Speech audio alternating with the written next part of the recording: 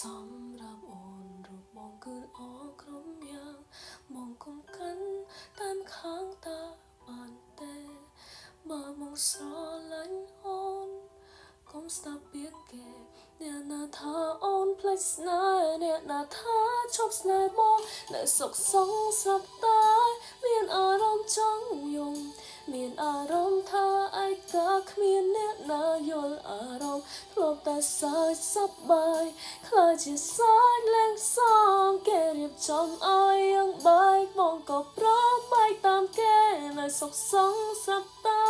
មានអារម្មណ៍ចង់យំ